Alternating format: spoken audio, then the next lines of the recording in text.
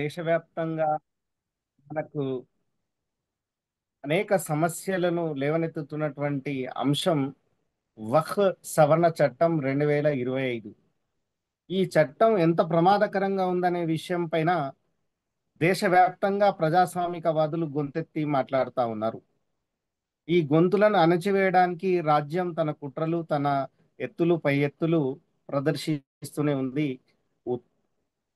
ఉత్తర భారతంలో ఈ పరిస్థితి మరీ దారుణంగా కనిపిస్తున్నట్టుగా మనకు వార్తలు వస్తున్నాయి. దక్షిణ భారతదేశంలోనూ మతతత్వ శక్తులు అదే మాదిరిగా వక్ఫ్ సవరణ చట్టం చాలా మంచిది అంటూ ప్రచారం చేస్తూనే మరోవైపు మైనార్టీ సమాజం పైన విషం చిమ్ముతూ మనకు ఇప్పటికీ పోస్టులు పెడుతూ ఉన్నటువంటి సందర్భం కనిపిస్తుంది. అయితే ఇప్పుడు మనం వక్ఫ్ సవరణకు సంబంధించినటువంటి మౌలికమైనటువంటి అంశాలపైన చర్చించడానికి ఈరోజు జూమ్ సమావేశాలు ఏర్పాటు చేసుకున్నాం. ఈ నేపథ్యంలో అసలు వక్ఫ్ అంటే ఏంటి, వక్ఫ్ సవరణ చట్టం ఏం ఉల్లంఘించింది అనే అంశాలు ముందుగా మీ ముందుకు తీసుకురావడానికి నేను ప్రయత్నిస్తాను. ప్రధానంగా నేను గమనించిన అంశాలు, వివిధ ప్రజాస్వామికవాదులు మాట్లాడినటువంటి అంశాలు మీ ముందుకు తీసుకొస్తా ఉన్నా. వక్ఫ్ సవరణ చట్టం ఒక వక్ఫ్కు మాత్రమే పరిమితం కాకుండా మొత్తం భారతదేశ రాజ్యాంగ మౌలిక స్వరూపం పైన దాడి చేసేట్టుగా కనిపించింది. సమానత్వపు హక్కును పూర్తిగా ఉల్లంఘిస్తూ మత స్వాతంత్రపు హక్కును కూడా తుంగలో తొక్కుతూ ఈ ఉల్లంఘనలు చేస్తూ ఈ చట్ట సవరణ చేసింది. వాస్తవంగా ఈ చట్టం వల్ల లబ్ధి జరుగుతుంది ఎవరికి అనే అంశం కూడా మనం లెక్కలోకి తీసుకుంటుంటే ఇక్కడ ప్రభుత్వం యొక్క లక్ష్యాలు పూర్తిగా అప్రజాస్వామికంగా, అవినీతిమయంగా కనిపిస్తున్నటువంటి సందర్భం అది.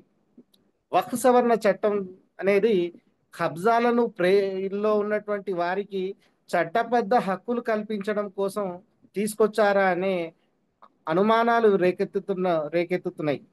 అనుమానాలు కాదు, అవి వాస్తవాలుగా కూడా కనిపిస్తున్నటువంటి సందర్భం మీ దృష్టికి తీసుకురాదలిచాను. అందులో ప్రధానంగా వక్ఫ్ సవరణలో రెండు అంశాలు వక్ఫ్ కబ్జాదారులకు హక్కులు కల్పించే కార్యక్రమం చేపట్టింది.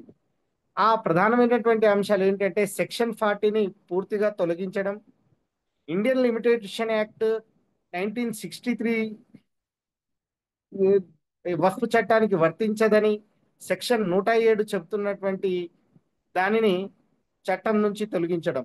సెక్షన్ 40 సెక్షన్ 107ను తొలగించినటువంటి ఉద్దేశం ఏంటంటే స్పష్టంగా మనకు అర్థమవుతుంది, కబ్జాలలో ఎవరైతే ఉంటారో వాళ్లకు చట్టబద్ధత కల్పించే కుట్ర ఇందులో దాగి ఉంది. దాదాపుగా దేశవ్యాప్తంగా 8,75,000 ఎకరాలు భూమి ఉందని చెప్పేసి ప్రభుత్వం చెప్తుంది. ఇందులో 2,00,000 ఎకరాలు కూడా వక్ఫ్ చేతుల్లో లేదు. అంటే 6,00,000 ఎకరాలు అన్యాక్రాంతానికి గురైంది.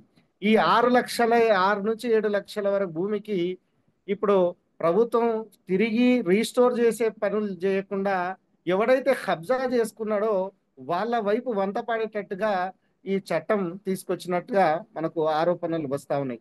దానికి ప్రధాన కారణం వక్ఫ్ బై యూజర్ను తొలగించడం, సెక్షన్ ఇండియన్ లిమిటేషన్ యాక్ట్ నిబంధనలు దీనికి వర్తింప చేయడం అనేది కనిపిస్తా ఉంది. అసలు వక్ఫ్ ఇది స్థూలంగా దీనికి సంబంధించినటువంటి అంశం. అసలు వక్ఫ్ అంటే ఏమిటి అనే విషయం పైన చాలా మందికి క్లారిటీ లేదు. అసలు నాకు అర్థం కాని విషయం ఏంటంటే బాబరీ మసీద్ ఉదంతం దేశవ్యాప్తంగా 40 సంవత్సరాల పాటు కొనసాగుతున్నప్పటికీ వక్ఫ్ అర్థం కాలేదు ప్రజలకి. వక్ఫ్ ఎందుకు అర్థం కాలేకపోయిందంటే బాబరీ మసీద్ కూడా వక్ఫ్ భూమి అనే విషయం చాలా మంది గుర్తించలేకపోయాం. బాబరీ మసీద్ వక్ఫ్ భూమి అయినప్పుడు దాన్ని ఏ రకంగా మరి హిందుత్వ శక్తులకు అప్పగించారు అనే అంశం మీద మాట్లాడితే మెజారిటీ వాద రాజకీయాలు ఈ దేశంలో చట్టసభలను, న్యాయస్థానాలు ఎంత ప్రభావితం చేస్తాయనేది మనకు బాబరీ మసీద్ జడ్జిమెంట్ చూస్తే మనకు అర్థమవుతుంది. సుప్రీంకోర్టు సీజే సైతం నేను దేవుడి దగ్గర వెళ్ళి వచ్చిన ఆలోచనకు అనుగుణంగా ఈ తీర్పు చెప్పాను అని డివై చంద్రచూడ్ ప్రకటించిన సందర్భాన్ని మనం గుర్తుంచుకోవాలి. అంటే చట్టాలు, న్యాయస్థానాలు కూడా పరిధి దాటి వారి యొక్క ఎజెండాను అమలు చేయడానికి పనిచేస్తున్నాయన్నటువంటి సందర్భం ఇది. 1991లో బాబ్రీ మస్జిద్ కూల్చివేత తర్వాత దేశవ్యాప్తంగా మస్జిద్లకు రక్షణ కల్పించాలనే ఉద్దేశంతో పివి నరసింహారావు ప్రభుత్వం 1995 వక్ఫ్ సవరణ చట్టం తీసుకొచ్చింది. ఇందులో ప్రధానంగా సెక్షన్ 40ని పొందుపరిచింది. ఈ సెక్షన్ 40 దేని గురించి చెప్తుందంటే వక్ఫ్ బై యూజర్ గురించి చెప్తుంది. అసలు వక్ఫ్ బై యూజర్ అంటే ఏంటి అనే కాన్సెప్ట్ మనం అర్థం చేసుకునే ప్రయత్నం చేద్దాం. వక్ఫ్ అంటే ఏంటి? వక్ఫ్ ఒక అరబిక్ పదం. దీని ప్రకారం ఆ, ఏ భక్తుడైతే తాను వెళ్ళి దేవుడి గుడికి వెళ్ళినప్పుడు ఒక 10 రూపాయలు 20 రూపాయలు తనకు తోచిన ఆస్తినో లేకపోతే మరొకటో భూమినో ఇల్లో తనకున్నటువంటి ప్రాపర్టీ మొత్తాన్ని సమర్పించుకునే సందర్భము సమర్పించుకున్నప్పుడు అది వక్ఫ్ గా గుర్తించబడుతుంది. ఇక్కడ వక్ఫ్ అంటే దేవుడికి భక్తుడు తన ఇష్టంతో, అంటే మన్ చాహే వక్ఫ్ అంటారు. ఇక్కడ మన్ చాహే వక్ఫ్ అంటే మనస్ఫూర్తిగా తాను ఇస్తున్నటువంటి వక్ఫ్ ను దేవుడికి సమర్పించే వక్ఫ్ ను వక్ఫ్ ప్రాపర్టీగా ట్రీట్ చేస్తాం. ఎప్పుడైతే ఒకసారి వక్ఫ్ ప్రాపర్టీగా ట్రీట్ చేయబడిందో అది ఎప్పటికీ వక్ఫ్ ప్రాపర్టీగానే ఉంటుంది. దానికి యజమాని అల్లాహ్ మాత్రమే ఉంటాడు, మరొకరు ఉండడానికి వీల్లేదు. అంటే వేరే వ్యక్తికి ఈ ప్రాపర్టీని ఇచ్చే అధికారము లేదు. అలాగే వక్ఫ్ ఎవరైతే చేశారో వారు కూడా తిరిగి తమ భూమిని తీసుకునే అధికారం లేదు. ట్రస్టులకు వక్ఫ్ ఉన్నటువంటి తేడా అంటే ట్రస్టులు కొంతమంది బోర్డ్ ఆఫ్ డైరెక్టర్స్ వాళ్ళకి అనుగుణంగా రూల్స్ ఫ్రేమ్ చేసుకుంటూ బైలాస్ ఫ్రేమ్ చేసుకుంటూ నడుపుతాయి. కానీ వక్ఫ్ అలా కాదు. ఇది పూర్తిగా భగవంతుడికి సంబంధించినటువంటి ప్రాపర్టీ, అల్లాహ్కి సంబంధించినటువంటి ప్రాపర్టీ. ఈ వక్ఫ్ నిర్వహణ వక్ఫ్ ఆస్తుల ద్వారా వచ్చినటువంటి ఆదాయాన్ని పేదలకు పంచివ్వాలన్నది ఇందులో ఉన్నటువంటి ప్రధానమైన ఉద్దేశం. ఆ పేదలకు పంచివ్వడం కోసం, దాన్ని నిర్వహణ చేయడం కోసం ఒక మేనేజర్ ఉంటారు, ఆయననే ముతవలి అంటారు. ఈ ముతవలి కూడా బిల్డింగ్ ఈ ప్రాపర్టీ మొత్తానికి ఓనర్ గా పరిగణించబడడు. కేవలం అతను మేనేజర్ గానే ఉంటాడు. అతని జీతభత్యాలు తీసుకోవడంతో పాటు వచ్చిన ఆదాయంలో మొత్తంగా పేద ప్రజలకు పంచిపెట్టడం ఇందులో ఉన్నటువంటి ప్రధాన నిబంధన. అంతేకాకుండా 7% వక్ఫ్ బోర్డులకు సమర్పించాల్సి ఉంటుంది. మన దేశంలో మొత్తం 32 వక్ఫ్ బోర్డులు ఉన్నాయి. 1963 తర్వాత 63లో వీటిని అన్నింటినీ సెంట్రలైజ్ చేయడం కోసం వక్ఫ్ సెంట్రల్ బోర్డు కూడా, వక్ఫ్ సెంట్రల్ కౌన్సిల్ ఉంది. ఆ సెంట్రల్ కౌన్సిల్లో 22 మంది సభ్యులు ఉంటారు. ఆ సభ్యులు మొత్తం కూడా ముస్లింలుగానే ఉండాలి.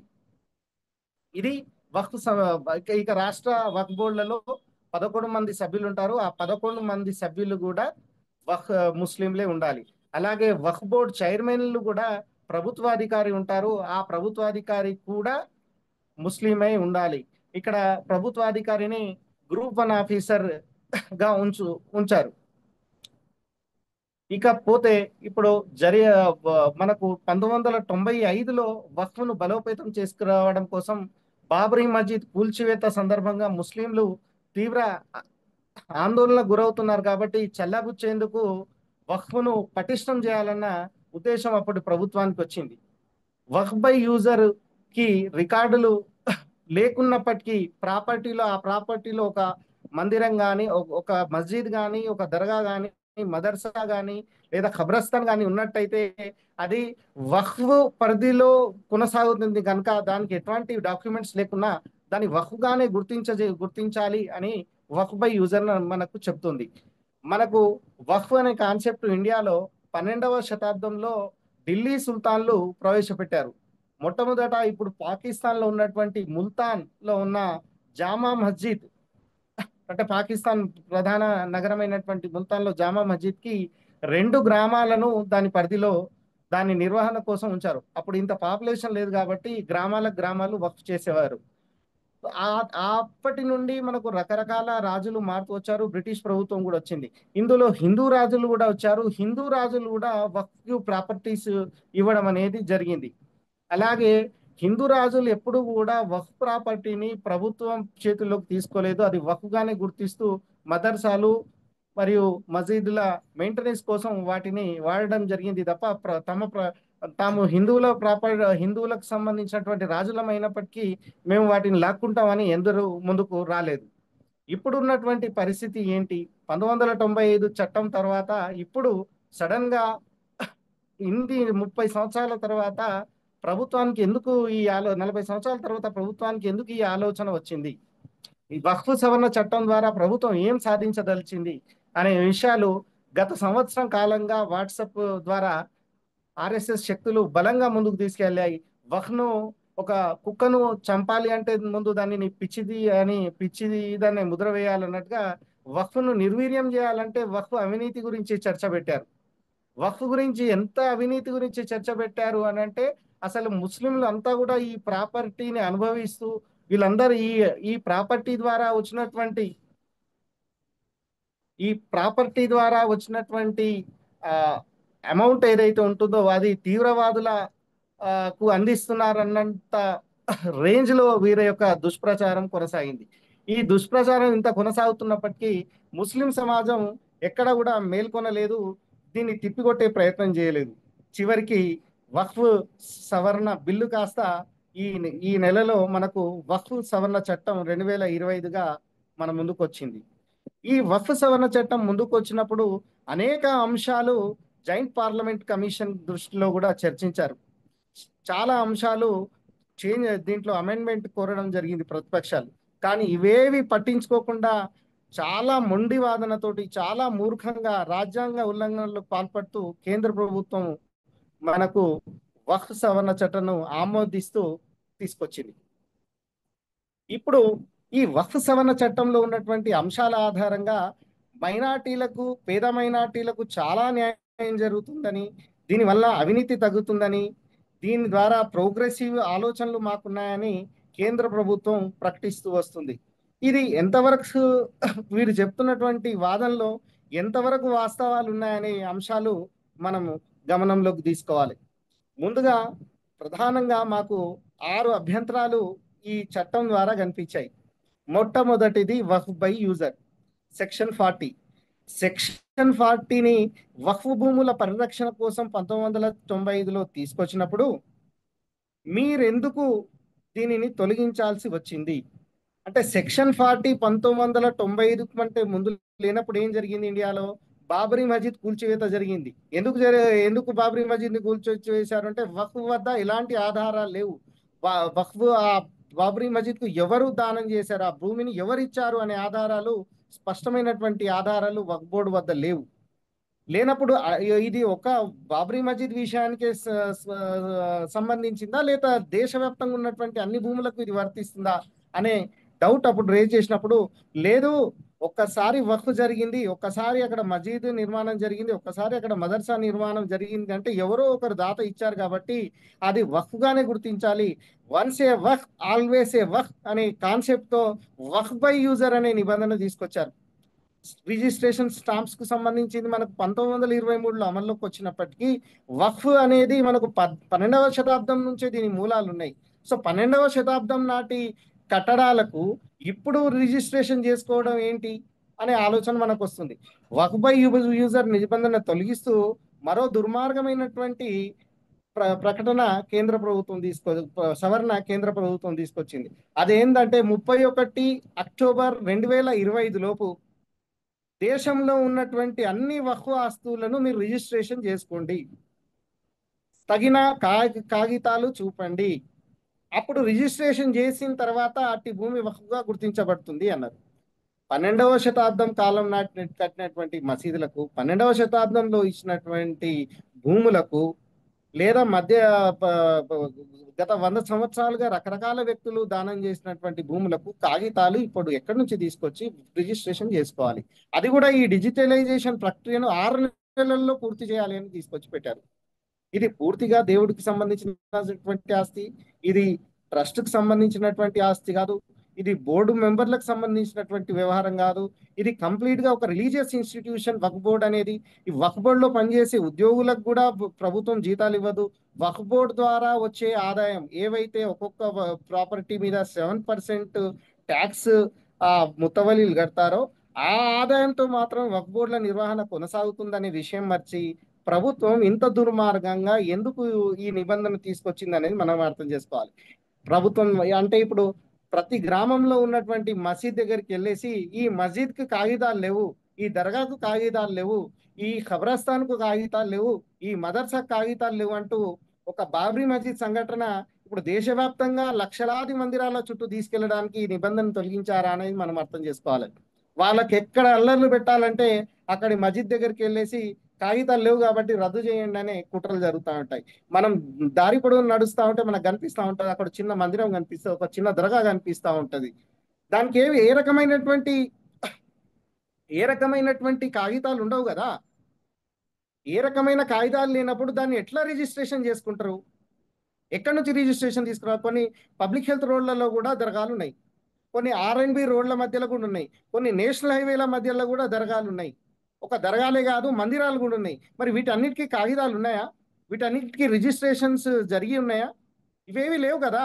ఇవేవి లేనప్పుడు కేవలం దుర్మార్గంగా ఒక మసీదుల విషయంలో, దర్గాల విషయంలో, ఖబరస్థాన్ల విషయంలో, మదర్సాల విషయంలో మాత్రమే ఎందుకు ఈ నిబంధన తీసుకొచ్చి పెట్టారు? అంత కుట్రపూరితంగా వక్ఫ్ బై యూజర్ను ఎందుకు రద్దు చేయాల్సి వచ్చింది అంటే చాలా స్పష్టంగా మనకు అర్థమవుతుంది. ఇప్పుడు మిగిలిన భూములు ఏదైతే ఆ 2 లక్షల ఎకరాలు ప్రభుత్వం చెప్తుందో అవి కేవలం మదర్సాలు నిర్వహణ కొనసాగుతున్నాయి. మదర్సాలు మిగిలినాయి, మన మస్జిద్లు మిగిలినాయి, దర్గాలు మిగిలినాయి, ఖబరస్థాన్లు మిగిలినాయి. మిగిలిన భూములన్నీ కూడా పెట్టుబడిదారుల చేతులకు వెళ్ళిపోయినాయి. ఇంకా దుర్మార్గంగా చెప్పాలంటే ఇందులో 70% పైగా కబ్జా చేసింది ప్రభుత్వాలే. ప్రభుత్వాలు కూడా కబ్జా చేస్తాయంటే నిజంగానే ఈ దేశంలో ప్రభుత్వాలు కబ్జా చేశాయి. అవి వక్ఫ్ భూములను 70 నుంచి 80% పైగా వక్ఫ్ భూములు ప్రభుత్వాలు కబ్జా చేసి ఉన్నాయి. కేంద్ర మంత్రి అమిత్ షా ఏమంటాడంటే ఈ పార్లమెంట్ భూమి కూడా వక్ఫ్దే అని ఆయనే చెప్తున్నాడు ఆయన నోటితో. వక్ఫ్దే అయినప్పుడు నువ్వు వక్ఫ్ యాక్ట్ ప్రకారం పార్లమెంట్ ఎందుకు వక్ఫ్ బోర్డుకు పన్నులు చెల్లిస్తలేదని అడుగుతున్నా. పార్లమెంట్ దగ్గర మరి పార్లమెంట్ రెంట్ కూడా కట్టాలి కదా. ఆ వచ్చే రెంట్ తో పేద ముస్లింలకు న్యాయం చేయాలి కదా. మీకు పేద ముస్లింలకు కదా మీకు న్యాయం చేయాల్సింది. మరి పార్లమెంట్ కు కూడా రెంట్ లీజ్డ్ అమౌంట్ మరి వక్ఫ్ బోర్డుకు ఎందుకు చెల్లించలేదు? ఒక పార్లమెంట్ భవనమే కాదు, లాల్ ఖిలా కూడా వక్ఫ్ భూమినే. లాల్ ఖిలా మాత్రమే కాదు, తాజ్ మహల్ కూడా వక్ఫ్ భూమినే అనే అంశం వివాదం మనం చూసిందే. అంత అది మాత్రమే కాదు, బెంగళూరు ఎయిర్పోర్ట్ మొత్తం కూడా వక్ఫ్ భూమి అనే ఒక అంశం ఉంది. ఒక బెంగళూరు ఎయిర్పోర్ట్ వరకే పరిమితమైందా అంటే అది కూడా కాదు.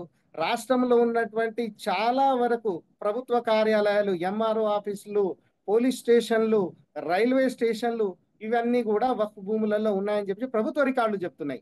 అంటే ఒక రకంగా ప్రభుత్వమే కబ్జాలు చేస్తుంది, ప్రభుత్వం తనకు తానుగా ప్రభుత్వ భూములని పేర్కొంటది, ప్రభుత్వమే వక్ఫ్ను మళ్ళీ ఏం చేస్తుంది అంటే వక్ఫ్ మొత్తం అవినీతిమయమైనదని చెప్తుంది. ప్రభుత్వము భూ కబ్జాలకు పాల్పడినప్పుడు వక్ఫ్ ఎట్లా అవినీతిమయమైందో ప్రభుత్వాలు చెప్పాలి. సరే, ప్రభుత్వాలు ఒకవేళ వక్ఫ్ను అనుభవిస్తున్నప్పుడు ఆ అనుభవిస్తున్న దానికి ట్యాక్స్ రెంట్ అన్నా పే చేసి వక్ఫ్ బోర్డును బలం చేకూర్చేలా పనిచేయాలి. కానీ అది చేయలేదు కదా. వక్ఫ్ బోర్డులను ఎంత నిర్వీర్యం చేశారంటే అందులో పనిచేస్తున్నటువంటి ఉద్యోగాలకు జీతాలు ఇవ్వలేని పరిస్థితికి తీసుకొచ్చి పెట్టారు. కేంద్ర ప్రభుత్వం చెప్తున్నటువంటి అంచనాల ప్రకారం 12,00,000 కోట్ల ఆదాయం వక్ఫ్ బోర్డుల ద్వారా రావాలి అంటున్నారు. ఎక్కడ 12,000 కోట్లు కాదు కదా, 2,000 కోట్ల ఆదాయం కూడా వక్ఫ్ బోర్డులకు వచ్చే పరిస్థితి లేదు. ఇక ఇది వక్ఫ్ బై యూజర్ ద్వారా జరిగినటువంటి నష్టం. ఇప్పుడు తొలగించడం ద్వారా ఏం జరుగుతుంది అంటే అప్పనంగా ఆ 6 లక్షల ఎకరాలు ఏవైతే కబ్జా గురయ్యాయో దేశవ్యాప్తంగా వాటన్నింటికి వాళ్ళను కబ్జాదారులకు చట్టబద్ధమైనటువంటి హక్కులు కల్పించడానికి మటుకు ఈ వక్ఫ్ బై యూజర్ నిబంధన ఉపయోగపడుతుంది. అంటే ప్రభుత్వం కబ్జా చేసినటువంటి భూములను కూడా వీరు లీగలైజ్ చేసుకుంటారు. ప్రైవేటు అంటే ఇప్పుడు అంబానీ, అదానీ లాంటి వాళ్ళు కూడా కొన్ని చోట్ల వక్ఫ్ భూముల్లో ముంబై మహానగరంలోనే ఆయన పెద్ద బిల్డింగ్ కట్టాడు వక్ఫ్ భూమి అని చెప్పేసి కొన్ని ఆరోపణలు ఉన్నాయి. అట్లాంటి వాటికి అన్నిటికీ కూడా ఇండియన్ లిమిటేషన్ యాక్ట్ 1963లో ఉన్నటువంటి నిబంధనలు దీనికి వర్తిస్తాయని పేర్కొనడం, సెక్షన్ 40ని పూర్తిగా రద్దు చేయడంతో జరిగింది ఏంటి? కబ్జాదారులకు భూ కబ్జాలకు మీరు ఊతమిచ్చేందుకు చట్టం తీసుకొచ్చారని చాలా స్పష్టంగా కనిపిస్తుంది. ఇది మొదటి ఆబ్జెక్షన్. రెండవ ఆబ్జెక్షన్, ఒక్క చట్టం చేసేటప్పుడు ఆర్టికల్ 13 ప్రకారం అది ప్రాథమిక హక్కులను ఉల్లంఘించడానికి వీలు లేకుండా చేయాలి అని ఆర్టికల్ 13 చెప్తుంది. ఒకవేళ ఒక ప్రాథమిక హక్కులను ఉల్లంఘించేటట్టుగా చట్టాలు చేస్తే దాన్ని సమీక్షించి ఆ పార్ట్ను కానీ ఆ మొత్తం చట్టాన్ని కానీ రద్దు చేసే అధికారం కోర్టులకు ఉంది కూడా ఉందని కూడా ఆర్టికల్ 13 మనకు స్పష్టంగా చెప్తుంది. ఆర్టికల్ 32లో ఆ అధికారాలు సుప్రీంకోర్టుకు ఇవ్వడం జరిగింది.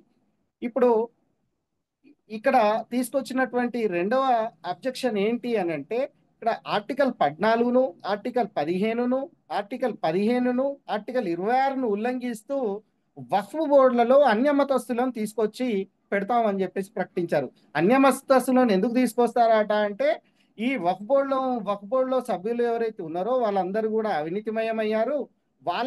వీళ్ళు వాళ్ళ మీద వీరు విజిలెన్స్ చేస్తారు. అంటే విజిలెన్స్ అంటే వీళ్ళు వక్ఫ్ ఆస్తులను కస్టోడియన్ల లాగా కాపాడతారు కాబట్టి వీళ్ళు దొంగతనం చేయకుండా వాళ్ళు కాపలా ఉంచడానికి అని చెప్తున్నారు.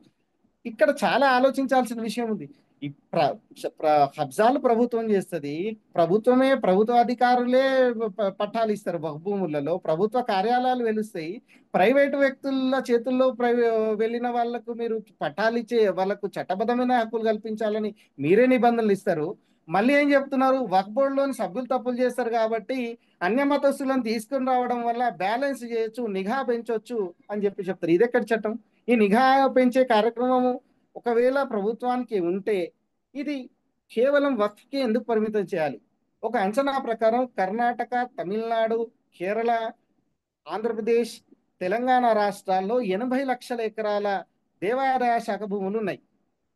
ఇందులో 10% కూడా ఇప్పుడు దేవాదాయ శాఖ పరిధిలో లేవు. అన్ని కూడా అన్యాక్రాంతమయ్యాయి.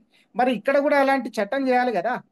ఇక్కడ కూడా అలాంటి నిబంధనలు తీసుకొచ్చి వాటిని కూడా రీస్టోర్ చేయడమా, లేకపోతే వాళ్ళకు కబ్జాదారులకు కట్టబెట్టడం లాంటివి చేయాలి. లేదా వక్ఫ్ బోర్డులు మాదిరిగానే ఏ రకమైతే అన్యమతస్తులను మీరు తీసుకొచ్చి పెట్టారో తిరుమల తిరుపతి దేవస్థానంలో కూడా మీరు అన్యమతస్తులను తీసుకొచ్చి పెట్టాలి కదా. షిరిడి సాయిబాబా మందిరంలో కూడా తీసుకొచ్చి పెట్టాలి కదా. బుద్ధగయలలో కూడా అదే ప్రయత్నం చేయాలి కదా. గురుద్వారాలలో కూడా అదే చేయాలి కదా. క్రిస్టియన్ మైనార్టీ సంస్థల్లో కూడా అదే చేయాలి కదా. వాటన్నింటిని వదిలేసి కేవలం వక్ఫ్ మీదనే మీరు ఎందుకు పడ్డారు? అంటే మీకు ఏదో దురుద్దేశం ఉంది కదా. దేశవ్యాప్తంగా అల్లర్లు సృష్టించాలని దురుద్దేశం ఉంది కాబట్టి ఈ చట్టం తీసుకొచ్చి పెట్టారన్నది స్పష్టంగా అర్థమవుతుంది. అంటే ఈ ప్రాథమిక హక్కులను ఉల్లంఘించే అధికారం మీకు లేకపోయినప్పటికీ మీరు పార్లమెంట్లో చట్ట సవరణ చేసుకొచ్చారు. మెడకాయ మీద తలకాయ నోటికి ఎవరికైనా అర్థమవుతుంది. ఈ ప్రాథమిక హక్కులకు ఉల్లంఘనకు గురైనప్పుడు సుప్రీంకోర్టు అనేది చూస్తూ కూర్చోదు. అది రాజ్యాంగ పరిరక్షణ కోసం ఏర్పడినటువంటి కోర్టు. దాన్ని కాన్స్టిట్యూషనల్ కోర్టు అంటారు. కాన్స్టిట్యూషనల్ వైలేషన్ జరిగినప్పుడు సుప్రీంకోర్టు కలుగజేసుకొని ఆ చట్టానికి స్టే కానీ రద్దు చేసే అధికారం ఉంది సుప్రీంకోర్టు. కానీ పార్లమెంట్ సభ్యులకు తెలియదా? జాయింట్ పార్లమెంట్ కమిషన్లో ఈ చర్చలు జరగలేదా?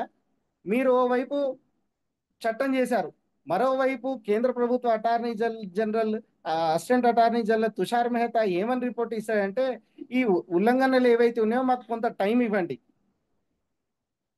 కొంత టైం ఇచ్చేసి మాకు ఒక మే 5th వరకు టైం ఇవ్వండి, దీనిపైన మరోసారి మేము నిర్ణయం తీసుకొని మీకు చెప్తాం, అప్పటి వరకు స్టే ఇవ్వండి అన్నట్టు. స్టే ఇచ్చే కాడికి మీరెందుకు ఈ చట్టం తీసుకొచ్చినట్టు?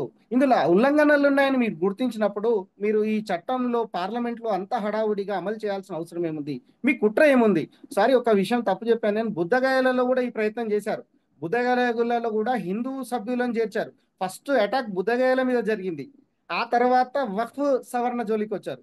బుద్ధగయలలో బుద్ధగయలలోని బోర్డులలో 2 సభ్యులను అన్యమతస్తులను తీసుకొచ్చి పెట్టడం అనేది చేశారు. అప్పుడు ఎవరు కూడా అది పెద్దగా చర్చ రాలేదు. అంటే వాళ్ళ సంఖ్య మరీ మైనార్టీలుగా ఉన్నటువంటి బుద్ధుల గురించి మనం చర్చ పెట్టలేదు ఎప్పుడు. ఇప్పుడు పెద్ద సమూహంగా ఉన్నటువంటి ముస్లిం మైనార్టీలకు సంబంధించిన అంశం వచ్చింది కాబట్టి ఇప్పుడు దేశవ్యాప్తంగా ఈ అన్యమస్తస్తులను బోర్డులలో తీసుకోవచ్చా లేదా, అసలు తీసుకుంటే ఏంటి అనే అంశాలు మనకు ఇప్పుడు చర్చకు వచ్చాయి. మొదట బుద్ధగయల మీద దాడి చేశారు, ఆ రెండవ దాడి వక్ఫ్ బోర్డు మీద జరిగింది. అంటే బుద్ధగయల మీద జరిగినప్పుడు, బుద్ధగయల మీద ఈ పరిస్థితి జరిగినప్పుడు మనం ఇంకా కొంచెం గట్టిగా మాట్లాడితే బాగుండేదేమో అని నాకు అనిపిస్తుంది. ఇది ఇది అన్యమస్తస్తులకు సంబంధించినటువంటి అంశం.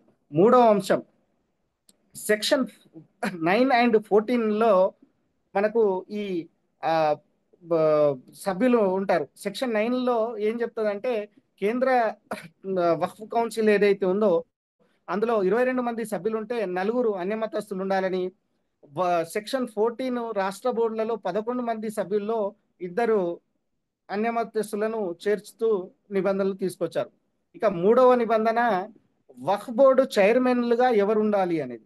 వక్ఫ్ బోర్డు చైర్మన్లుగా ఇప్పటి వరకు ముస్లింలే ఉండాలనే నిబంధన ఉండేది. అది గ్రూప్ 1 ఆఫీసర్కి ఇచ్చారు. ఇప్పుడు ఏం చేశారంటే, ఇప్పుడు గ్రూప్ 1 ఆఫీసర్ పరిధి తీసేసి ఒక ఐఏఎస్ అధికారికి ఈ అంటే గ్రూప్ 1 కంటే కూడా ఇంకా కొంచెం పై పై హోదా కలిగినటువంటి అధికారిని చైర్మన్ గా పెట్టారు. అంతవరకు అభ్యంతరం లేదు.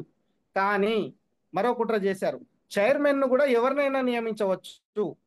అంటే అన్య ముస్లింలకు సంబంధించినటువంటి వక్ఫ్ మీద అవగాహన లేనటువంటి అధికారిని ఒక మతపరమైనటువంటి అంటే ఒక రిలీజియస్ ఇన్స్టిట్యూషన్ లో అన్యమతస్తుడిని తీసుకొచ్చి చైర్మన్ గా చేయడం, రాష్ట్ర బోర్డుకు చైర్మన్ గా చేయడం అనేది అసలు అర్థం కాని అంశం. ఇది రిలీజియస్ ఇన్స్టిట్యూషన్, ఇదేం ప్రభుత్వ సంస్థ కాదు. ఆ విషయం మర్చిపోయి ప్రభుత్వం రూల్ తీసుకొచ్చి పెట్టింది. ఇక తిరుమల తిరుపతి దేవస్థానం విషయంలో గమనిస్తే గమ్మతైన విషయం మనకు కూడా తెలుస్తుంది. ఇప్పటి వరకు తిరుమల తిరుపతి దేవస్థానం టిటిడి ఈవోగా ఎండోమెంట్ ఆఫీసర్గా కేవలం బ్రాహ్మణ కులస్తులు మాత్రమే ఉంటున్నారు. దళితులకు కూడా అవకాశం, బీసీలకు కూడా అవకాశం, దళితుల మాట అటుంచితే బీసీలకు కూడా ఈవోగా మీరు ఇవ్వలేదు. అంటే 3 నామాలు బొట్లు పెట్టుకొని ఆ అవతారం వేసే వాళ్ళకు మాత్రమే మీరు అక్కడ అవకాశం కల్పించారు. మరి వక్ఫ్ విషయంలో మీరు ముస్లింలకు ఉండాలన్న నిబంధన ఎందుకు మర్చినట్టు? అంటే ఏం ఉద్దేశం పెట్టుకున్నట్టు? ఇది ప్రధానమైనటువంటి అంశం. 4వ అంశం, జిల్లా కలెక్టర్లకు అధికారాలు ఇవ్వడం. ఇది ఇంకా చాలా దుర్మార్గమైనటువంటి విషయం. గతంలో ఏదైనా భూమికి సంబంధించినటువంటి డిస్ప్యూట్ వచ్చినప్పుడు వక్ఫ్ బోర్డు కలగజేసుకొని సదరు సర్వేయర్లను నియమించి తాను సర్వే చేసి వక్ఫ్లో ఉన్నటువంటి రికార్డుల ఆధారంగా ఇది ప్రభుత్వ భూమి లేదా వక్ఫ్ భూమి అని తేల్చేది ఒక కమిటీ ద్వారా. ఇప్పుడు అది వక్ఫ్ బోర్డు నుంచి ఆ అధికారం తొలగించారు. ఎలాంటి అధికారాలు తీసుకొచ్చి పెట్టారు అంటే, జిల్లా కలెక్టరు తాను అనుకుంటే లేదా ఎవరైనా పిటిషన్ ఇస్తే ఇది వక్ఫ్ విషయంలో జిల్లా కలెక్టర్ స్వయంగా సర్వే చేస్తాడు. సర్వే చేసి అది వక్ఫ్దా కాదా అని జిల్లా కలెక్టరే తెలుస్తాడు. దీంట్లో వక్ఫ్ ప్రమేయం ఉండదు. తేల్చిన తర్వాత ఒకవేళ అబ్జెక్షన్స్ ఉంటే జిల్లా కలెక్టర్కే మళ్ళీ పిటిషన్ పెట్టుకోవాలి. మళ్ళీ జిల్లా కలెక్టర్ ఆ పిటిషన్ ఎప్పుడు సాల్వ్ చేస్తాడు అంటే మళ్ళీ చెప్పరు. మరి ఆ సాల్వ్ చేయకపోతే ఏమైనా టైం లైన్ ఉందా అంటే అది లేదు. సాల్వ్ చేసేంత వరకు జిల్లా కలెక్టర్ దానిపైన నిర్ణయం తీసుకోనంత వరకు కోర్టుకు వెళ్ళడానికి వీల్లేదు. అంటే ఒక వక్ఫ్ భూమిని ప్రభుత్వ భూమిగా గుర్తిస్తూ కలెక్టర్ అక్కడ స్కూల్ కట్టడానికి అనుమతులు ఇచ్చాడు అనుకుందాం. అన్నప్పుడు ఏం చేయాలి? వక్ఫ్ బోర్డుగా ఏం చేసింది? గతంలో జరిగింది ఏంటంటే, ఇది వక్ఫ్ భూమి, జిల్లా కలెక్టర్ అధికారం లేదు కాబట్టి మీరు రావద్దు అంటే ఆగిపోయేది. ఇప్పుడు అది లేదు. జిల్లా కలెక్టర్ అంటే వక్ఫ్ బోర్డు కూడా చూస్తున్నాడు, రెవెన్యూ భూమి కూడా చూస్తున్నాడు. కాబట్టి ఈ జిల్లా కలెక్టర్ అది వక్ఫ్ అన్నాడు కాబట్టి వక్ఫ్ కాదు ప్రభుత్వ భూమి అన్నాడు కాబట్టి అది ఎప్పటికీ ప్రభుత్వ భూమి అనే. అంటే కలెక్టర్ అనుకున్నది అయితే ప్రభుత్వ భూమి అనుకుంటే చాలు, అది ప్రభుత్వ భూమి అయిపోతుంది, అది వక్ఫ్ ప్రాపర్టీ అయినప్పటికీ. అలాంటి అధికారికి వక్ఫ్ బోర్డు ఏమని కంప్లైంట్ చేయాలి? నాది ఇది వక్ఫ్ భూమి, నువ్వు తప్పుడు ప్రొసీడింగ్స్ ఇచ్చినావు, దాన్ని రద్దు చేసుకో అని చెప్పడానికి ఉందా? చెబితే అధికారులు పట్టించుకునే పరిస్థితి ఉందా? అధికారులు ప్రభుత్వ పరిధిలో పనిచేస్తున్నప్పుడు ప్రభుత్వ పెద్దల ఆజమాయిషి ప్రకారం పనిచేసే అధికారులు ఉన్నటువంటి ఈ సందర్భంలో వక్ఫ్ భూములకు ఇంకా పరిరక్షణ ఎక్కడ ఉంటుంది? ఇది 4వ అంశం.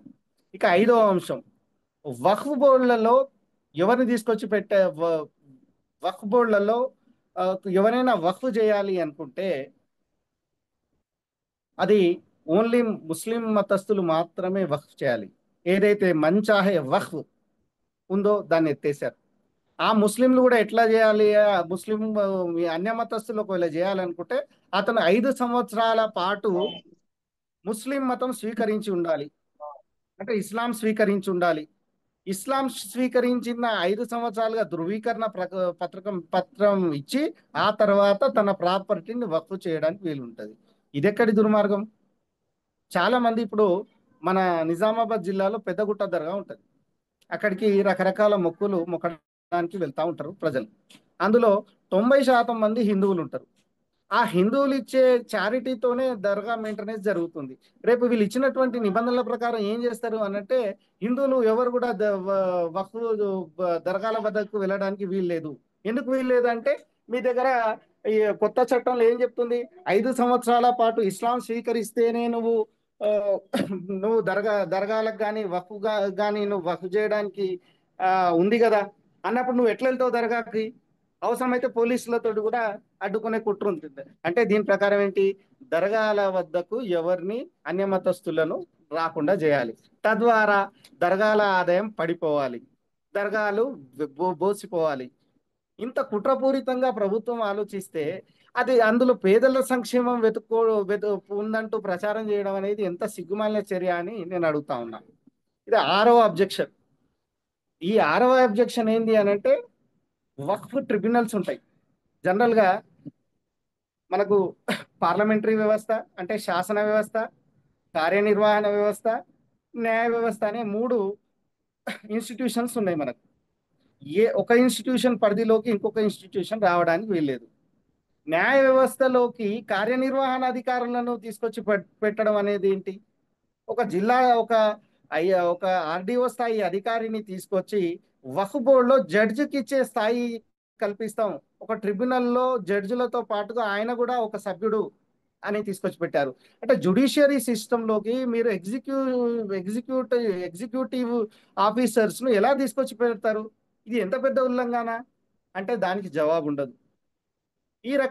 ఇది ఒక నిబంధన. తర్వాత చివరిది, వక్ఫ్ ఆడిట్ అనేది రాష్ట్ర పరిధిలోని అంశం.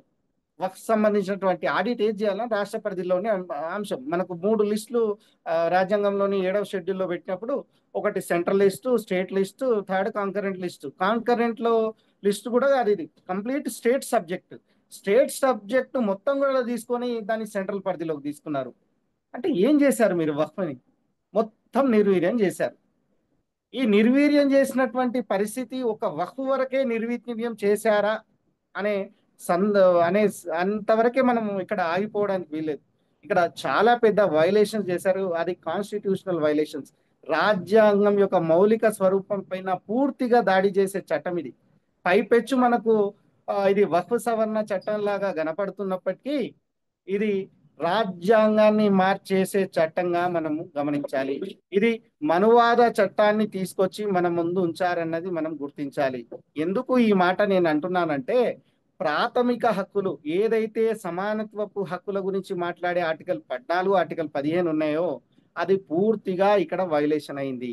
అంటే మనము రాజ్యాంగంలోని ప్రియాంబుల్లో రాసుకున్నటువంటి అంశాల మీద దాడి జరిగింది. ఏ రకంగా జరిగింది?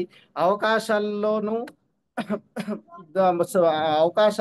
అన్నింటిలోనూ సమానత్వం పాటిస్తామని చెప్పేసి భారత రాజ్యాంగ పరిషత్ 26 నవంబర్ 1945 నాడు ఈ దేశ ప్రజలు తమకు తాముగా ఇచ్చినటువంటి సమానత్వపు హక్కును ఈ పార్లమెంటరీ వ్యవస్థ ద్వారా రద్దు చేసే కుట్ర కనబడింది.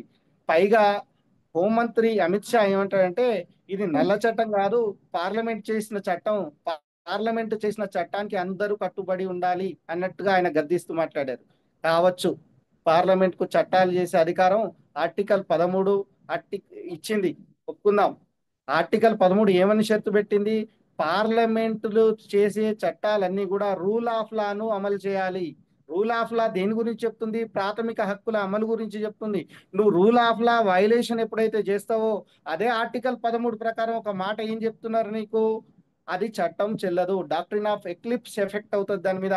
ఆ చట్టంలోని ఏవైతే ఆ ఫండమెంటల్ ఎలిమెంట్స్ ఉన్నాయో దానికి ఆ చట్టాన్ని బ్లాక్ గా గుర్తించాలి అని చెప్తున్నాయి. అంటే ఇప్పుడు నువ్వు తీసుకొచ్చినటువంటి ఈ చట్టం మొత్తం కూడా చెల్లదు కదా. ఈ విషయం నీకు తెలియదా అంటే తెలుసు.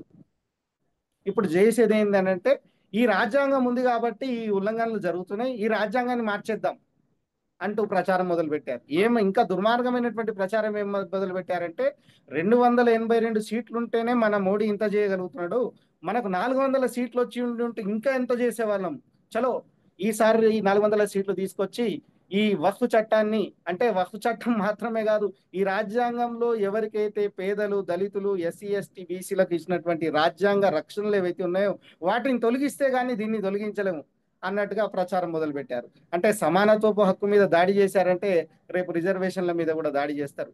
ఇంకోటి, తమకు నచ్చిన మతానికి తాము నచ్చినట్టుగా నిబంధనలు పెడతామనే నిబంధన కూడా ఇక్కడ మనకు కనిపిస్తుంది. ఇక మత స్వాతంత్రపు హక్కు పైన దాడి చేశారు. ఆర్టికల్ 25, 26 ఏం చెప్తున్నాయంటే ఎవరికి నచ్చిన మతం వాళ్ళు స్వీకరించే హక్కు ఉంది.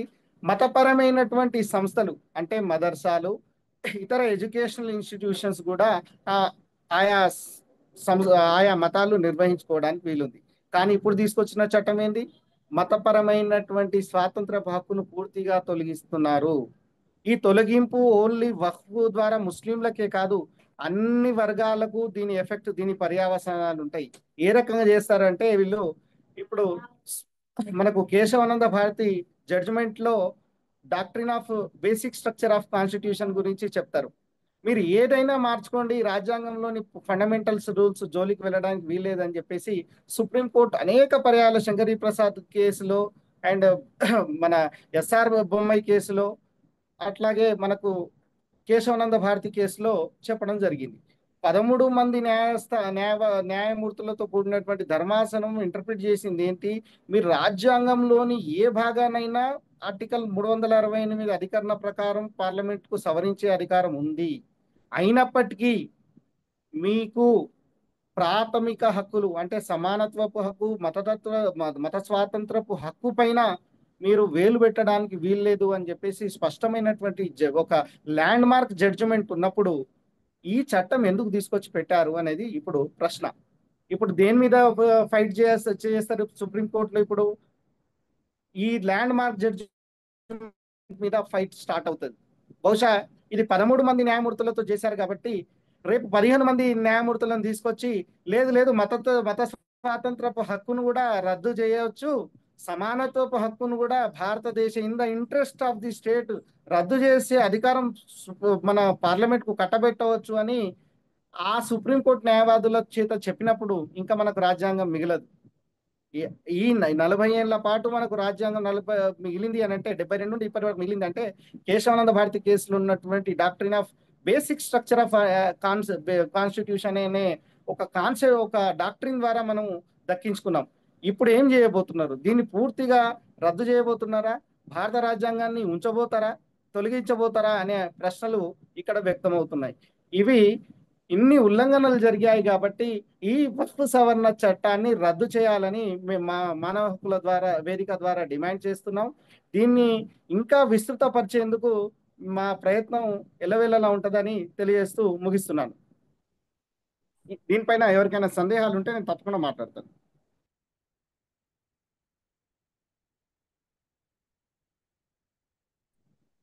సందేహాలు ఉంటే చెప్పగలరు.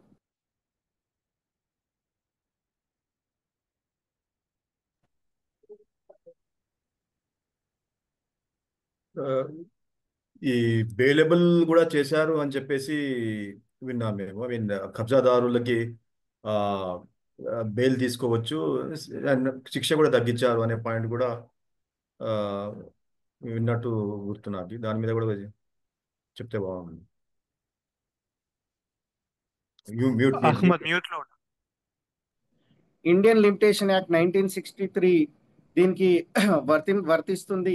అంటే సెక్షన్ 107 తీసేయడం ద్వారా ఏం జరిగిందంటే ఎవరైతే అడ్వర్స్ పొజిషన్ మెయింటైన్ చేస్తున్నారో వారిపైన ట్రెస్ పాస్ కేసు ఉండదు. సో ట్రెస్ పాస్ కేసు ఉండదు అంటే కబ్జాను దర్జాగా చేసుకోవచ్చు అనేది తీసుకొచ్చి పెట్టారు. అట్లాగే కబ్జా ఎవరైతే 12 ఏళ్ల పాటు కబ్జాలో ఉంటారో వారికి కొన్ని చట్టబద్ధమైన హక్కులు కల్పించడానికి కూడా అవకాశాలు ఇచ్చారు. అంటే దాదాపుగా 80% భూములను కబ్జా చేసేందుకు తీసుకొచ్చినటువంటి చట్టం అనేది చాలా స్పష్టంగా కనిపిస్తుంది. ఈ ఇండియన్ లిమిటేషన్ యాక్ట్ ఓన్లీ వక్ఫ్కు మాత్రమే మినహాయింపు లేదు.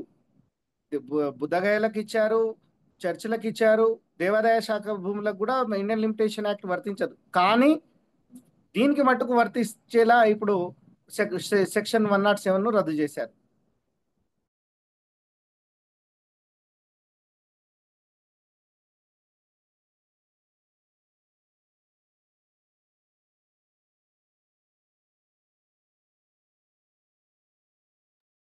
ఒక 2 క్వశ్చన్స్ చాట్లో దిలీప్ పోస్ట్ చేశాడు. మీరు కవర్ చేశారని అనుకుంటున్నా. బట్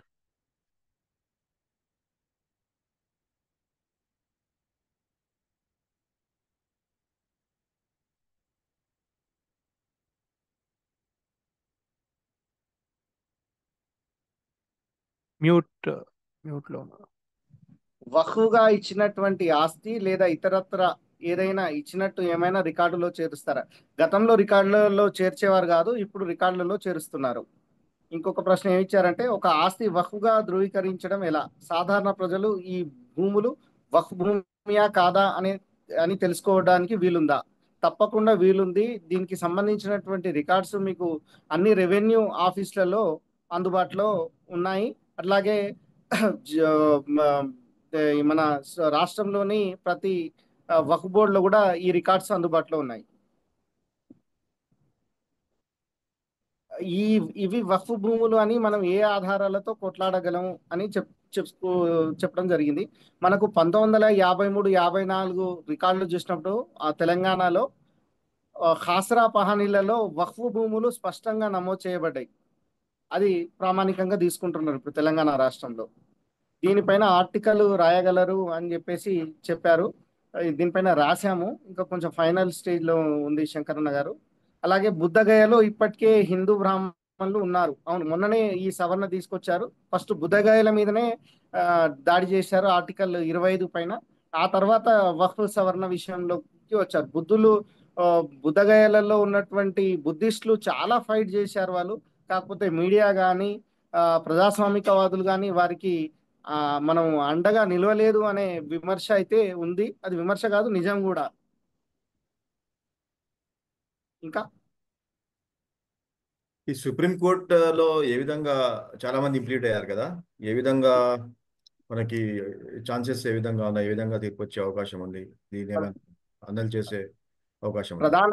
ప్రధానంగా సుప్రీంకోర్టులో మొదటి రోజే చాలా బలమైన ఆర్గ్యుమెంట్ నడిచింది. కపిల్ సిబల్ అండ్ అభిషేక్ సంఘవి లాంటి వారు ఏం చెప్పారంటే, అసలు ఇది చూడగానే కాదు, 2 నిమిషాల్లో దీని విషయంలో జడ్జిమెంట్ ఇవ్వచ్చు, దీన్ని రద్దు చేయడానికి అసలు మీరు ఎందుకు వెనకడుగు వేస్తున్నారని చెప్పేసి సుప్రీంకోర్టు సిజేను అడగడం జరిగింది.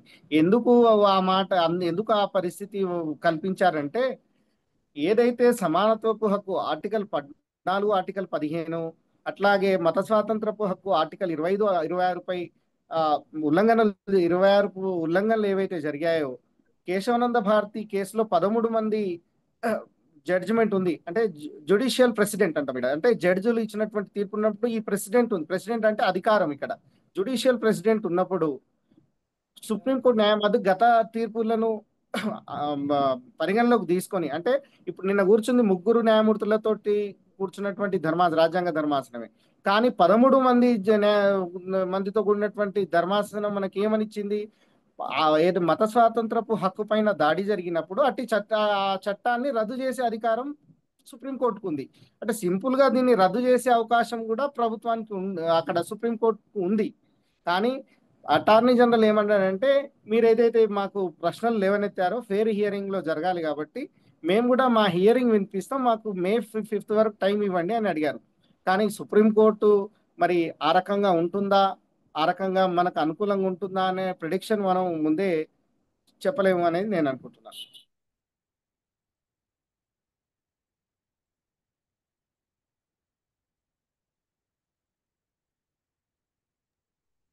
మ్యూట్ అయింది అహ్మద్. నార్మల్ ముస్లిం ఏం చేయగలడు దీని విషయంలో అనేది ప్రశ్న. అసలు ముస్లిం సమాజానికి చాలా చాలా దీని పైన అవగాహన అవసరం.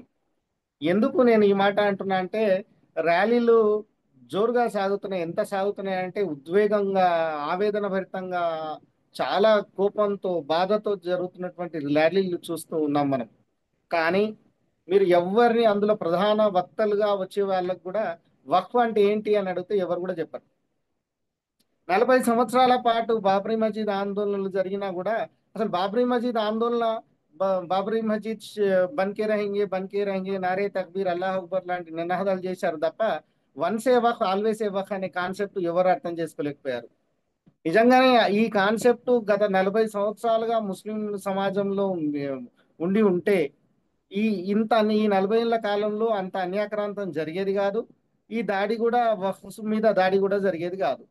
చాలా మందికి ఉన్నటువంటి అపోహ ఏంటంటే వక్ఫ్ భూములు అంటే ఏంటి అని అంటే అవి దేవుడి భూములట, అవి ఎక్కడ ఉంటాయో కూడా తెలియదు అని అంటారు. వీళ్ళ కళ్ళ మీద ఉన్నటువంటి భూమి కూడా ఇది వక్ఫ్ భూమి అని తెలియదు. ఎందుకు తెలియదు అని అంటే ముస్లింలు ఎప్పుడు కూడా దీని ద్వారా రూపాయి లాభం పొందలేదు. పొందితే లాభం ముతవల్లీలు పొందారు. దుర్మార్గమైనటువంటి అంశం ఏంటంటే వీళ్ళు ఆదాయం పొందినా కూడా వక్ఫ్ బోర్డుకు 7% ట్యాక్స్ కూడా కట్టలేదు. 7% ట్యాక్స్ కట్టకపోవడము, మళ్ళీ ఆ ముత్తవల్లిల చేతుల్లో ఉండడం, దీనివల్ల ఏం జరిగింది? అది ముత్తవల్లికి సంబంధించినటువంటి సొంత ప్రాపర్టీ అనుకున్నారు తప్ప అది వక్ఫ్ ప్రాపర్టీ అని ఎవరు అనుకోలేదు. సో ఇప్పుడు ముస్లిం సమాజం ఏం చేయాలి అని అన్నప్పుడు మనకు సెక్షన్ 2లో ఈ మధ్య ఒక కొత్త సవరణ చట్టంలో ఒక చిన్న వెసులుబాటు ఇచ్చారు. అది లీగల్ గా ఏం చెప్తున్నారంటే అజ్మీర్ దర్గా తీసుకున్నప్పుడు దానికి ఎక్సెప్షన్ ఉంది. ఆ అజ్మీర్ దర్గా వక్ఫ్ ప్రాపర్టీ కాదు, అది ట్రస్ట్ సభ్యుల ద్వారా నిర్వహించబడుతుంది. అట్లాగే గుల్బర్గాలోని దర్గా కూడా అది ట్రస్ట్ ద్వారా నిర్వహించబడుతుంది. ఖాజా బందే నవాజ్, ఖాజా గరీబన్ నవాజ్ కు సంబంధించినటువంటి దర్గాలు ఏవైతే ఉన్నాయో వీటిని వక్ఫ్ నుంచి మినహాయించారు. ఇప్పుడు ఏం చేశారంటే ఈ చట్టంలో ఒకవేళ బోర్డు సభ్యులు వక్ఫ్ ప్రాపర్టీకి సంబంధించిన వాళ్ళు అనుకుంటే, వాళ్ళు ఒక సొసైటీగా ఫామ్ చేయాలనుకుంటే దానిని చేసుకోవడానికి సెక్షన్ 2లో అనుమతులు ఇచ్చారు. అంటే ఇప్పుడు ఒక ప్రాపర్టీ ఉంది, ఎవరైనా వక్ఫ్ చేయాలి రాబోయే భూములకు, ఒక తన తన పరిధిలో ఒక 5 ఎకరాలు ఉంది, ఆయన వక్ఫ్ చేయాలి అని అనుకుంటే వక్ఫ్ చేయకుండా వక్ఫ్ ఉమ్మీద్ యాక్ట్ ఏదైతే ఉందో, unified management efficiency development act అని దీని పేరు పెట్టారు, ఉమ్మీద్ అని. దీని ప్రకారం మీరు ట్రస్ట్ నడపవచ్చు, అంటే ట్రస్ట్ ద్వారా కూడా వక్ఫ్ మెయింటైన్ చేయొచ్చు అని ఇచ్చారు. ఇది రిలీజియస్ వైలేషన్. అలా ట్రస్ట్ నడపడం అనేది ఇస్లాంకు విరుద్ధం. ఇస్లాంకు విరుద్ధమైనటువంటి మతపరమైన హక్కు పైన కూడా, మతపరమైనటువంటి అంతర్గత అంశాల మీద కూడా ప్రభుత్వం చొరబడింది అని చెప్పడానికి వీళ్ళు మనకు కల్పిస్తా ఉన్నారు. ఇప్పుడు ఏం చేయగలుగుతాం? ఉన్న భూములలో పేదలకు ఆ ముతవల్లిలతో మాట్లాడుకొని పేదలకు పంచిపెట్టడం, ఆ పేదలకు ఇచ్చినటువంటి పేదల దగ్గర ట్యాక్స్ తీసుకోవడం, ఆ ట్యాక్స్ ద్వారా వచ్చే ఆదాయంతో 7% వక్ఫ్ బోర్డులకు చెల్లించడం, మిగిలిన ఆదాయాన్ని అదే పేదలకు పంచిపెట్టడం లాంటి కార్యక్రమాలు మటుకు ముస్లింలు చేసుకోవచ్చు. ఉన్న మిగిలిన భూములు చాలా చోట్ల ఉన్నాయి భూములు, వాటి ద్వారా అది చేయడానికి అవకాశం ఉంది.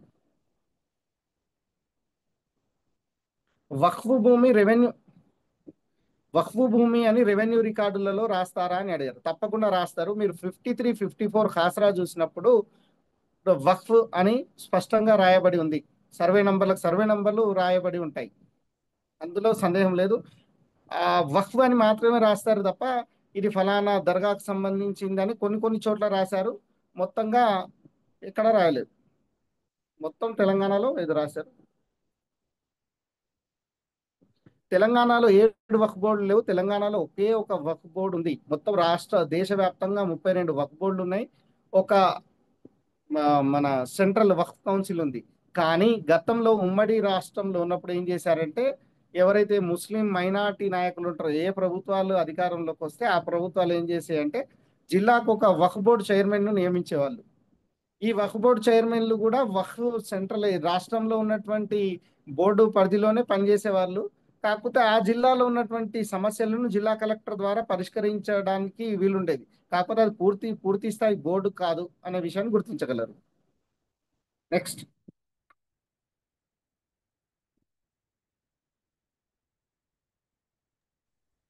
ఇంకేమైనా ప్రశ్నలు ఉంటే అన్మ్యూట్ చేసుకొని అడగండి, లేకపోతే చాట్లో కూడా పెట్టవచ్చు.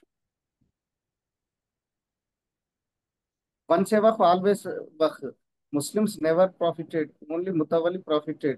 It is the against basic principles of the Islam. According to 53, 54 Khasra, we can know the information about. Yes, Muslims ఎవరు కూడా ఈ ప్రాపర్టీని ఎంజాయ్ చేయలేదు. అంటే ముస్లిమ్స్ ఎంజాయ్ చేశారు, ముత్తవల్లీలు మాత్రమే ఎంజాయ్ చేశారు. ముత్తవల్లీలు తమ సొంత ప్రాపర్టీ అనుకొని ఫీల్ అయ్యారు. ఇది ముత్తవల్లీల సొంత ప్రాపర్టీ కాదు, ఇది ముస్లిం సమాజం అందరి ప్రాపర్టీ అని మనము గట్టిగా చెప్పగలగాలి. ఆ ముస్లింల పేదలకు అందరికీ దక్కేటట్టుగా ఆయా ముస్లిం వర్గాలు ముందుకొచ్చి ఈ పని చేయడానికి వీలుంటుంది. నెక్స్ట్.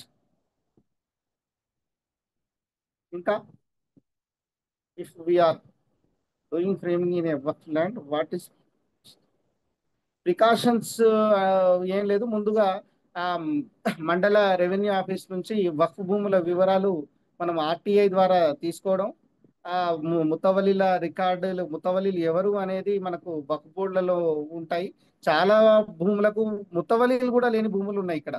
అది కూడా మీరు గమనించాలి. ఎందుకు ముతవల్లిలు లేవంటే అప్పుడు ఆ ముతవల్లి పేరు రాశారు, వాళ్ళ పూర్వీకులు ఇక్కడ నుంచి వెళ్ళిపోయి వేరే చోట స్థిరపడడం, వాళ్ళ భూముల వద్దకు రాకపోవడం, అవి వేరే వాళ్ళ కబ్జాలో ఉండడం అనేది జరుగుతూ వస్తుంది.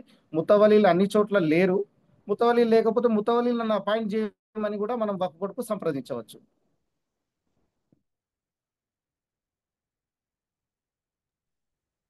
మన ఆంధ్రప్రదేశ్ కమిటీ ఇచ్చిన స్టేట్మెంట్ని నేను చాట్లో పెట్టాను. ఆ లింక్లో మన సంస్థ పరంగా ముత్తవల్లికి ఇచ్చిన వచ్చే ఆదాయం ఏమిటి అని అడిగారు ఇక్కడ. ఈ మొత్తం ఆదాయంలో 7% మనకు వక్ఫ్ బోర్డుకు కట్టాలి.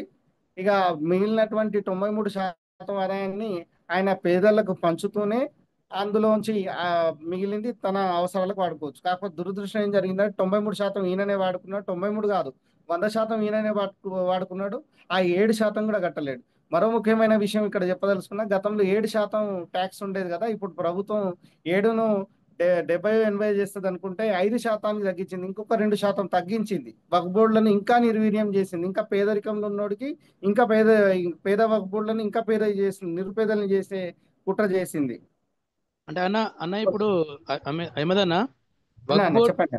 వక్ఫ్ బోర్డు మేనేజర్లకు ప్రభుత్వం జీతం ఇస్తుంది కదా, వక్ఫ్ మరి బోర్డు మేనేజర్లకు ప్రభుత్వం జీతం ఇవ్వదు. గజిటెడ్ ఆఫీసర్ నియమిస్తారని చెప్పారు కదా మీరు ఇందాక. వక్ఫ్ బోర్డు గ్రూప్ 1 ఆఫీసర్ను ఎవరైతే నియమిస్తారో అది మైనార్టీ వెల్ఫేర్ డిపార్ట్మెంట్ ద్వారా వస్తారు. ఆయన ఆయన దీన్ని గవర్నమెంట్ ఎంప్లాయీ మెయింటెనెన్స్ కదా. చేయడం, అది ఆయన ఒక్కడే గవర్నమెంట్ ఉద్యోగి. ఓకే. మిగిలిన ఉద్యోగులందరూ కూడా వక్ఫ్ బోర్డు ఉద్యోగులు. వక్ఫ్ ద్వారా, వక్ఫ్ ఆస్తుల ద్వారా వచ్చే 7% ఆదాయం నుంచి వాళ్ళకు జీతాలు ఇస్తారు. మొత్తం తెలంగాణ వక్ఫ్ అంతా ఎంత ఉంటారన్న? తెలంగాణ అంతా ఎంతమంది తెలంగాణ ఉంటారు? తెలంగాణ వ్యాప్తంగా 75,000 ఎకరాల భూములు ఉన్నట్టుగా ఒక అంచనా. ఇందులో గవత్తులు. మిగిలినవి 2,000 ఎకరాలు మిగిలినాయి. ఓహో, ఓకే ఓకే. ఆ 2,000 ఎకరాలు కూడా చాలా చోట్ల డిస్ప్యూట్లలో ఉన్నట్టుగా తెలుస్తుంది. మీకు ఆదాయం ఎట్లా వస్తుంది అనేది కూడా డౌట్ వస్తుంది కాబట్టి చెప్తున్నా మీకు. ఒక ఫర్ ఎగ్జాంపుల్ ఒక ప్రాపర్టీ ఉంటుంది, చార్మినార్ తీసుకుందాం. అక్కడ వక్ఫ్ ప్రాపర్టీస్ చాలా ఉన్నాయి. యాక్చువల్ గా బయట వ్యక్తులకు ఇస్తే అక్కడ 3 లక్షల రూపాయలు కూడా పర్ మంత్ రెంట్ వచ్చే ఆ, మన షటర్లు ఉన్నాయి. కానీ వాళ్ళు ఎంత కడతారంటే 300 రూపాయలు కడతారు. ఆ 300 రూపాయలు 7% అంటే ఎంత? 27 రూపాయలు, 23 రూపాయలు వక్ఫ్ కడుతున్నారు. ఈ రెగ్యులేషన్ లేదు ఇందులో. ఈ వక్ఫ్ బోర్డు చైర్మన్ ఎవరైతే ఉన్నారో దాన్ని వక్ఫ్ ఆదాయం పెంచడం కోసం, అంటే ఆ వాడికి ఏదో తప్పు, వాడి సొంత ఆస్తిగా భావిస్తున్నాడు, దాన్ని రద్దు చేసి, అట్లా కాదు, నువ్వు మార్కెట్ ప్రకారం దీనికి డబ్బులు నువ్వు పే చేయాల్సిందే. ఈ షటర్ వాల్యూ 3 లక్షలు ఉంది, సరే నువ్వు ముస్లిం కాబట్టి నీకు 50% తగ్గిస్తున్నావు, 1,50,000 నువ్వు పే చేయాలి. 1,50,000లో మిగిలినటువంటి 7% వక్ఫ్ బోర్డుకు కట్టాలి. ఆ మిగిలినటువంటి 1,00,000 రూపాయలు ఏవైతున్నాయో అవి పేదలకు ఖర్చు పెట్టాలి. 20,000 రూపాయలు నువ్వు ముతవలి కాబట్టి నీకు జీతం ఇవ్వాలని చేయాలి. కానీ అట్లా చేయట్లేదు. ముతవలికి నెలకిన్ని ఇస్తారు, ఆ 7% కూడా ట్యాక్స్ కట్టరు. ఆ వక్ఫ్ భూములుగా అలా చలామణి అవుతుంది. 7% ఎందుకు కట్టరు అంటే 7% కడితే మళ్ళీ వక్ఫ్ అని తమకు తాముగా చెప్పుకోవాల్సి వస్తుంది కాబట్టి అది కట్టడు. అది సొంత ప్రాపర్టీగా ఫీల్ అవుతాడు. అది జరుగుతుంది. లోపాలు ఉన్నాయి వక్ఫ్లో, లేవని కాదు. వక్ఫ్ బోర్డులలో లోపాలు ఉన్నాయి, నిర్వహణ సమస్యలు ఉన్నాయి. కానీ దాన్ని రెగ్యులేట్ చేయాల్సింది పోయి దాన్ని కబ్జాదారుల గుప్పిట్లో పెట్టే కుట్ర జరుగుతుందని ఇక్కడ నేను చెప్పదలుచుకున్నటువంటి విషయాలు. ఇంకా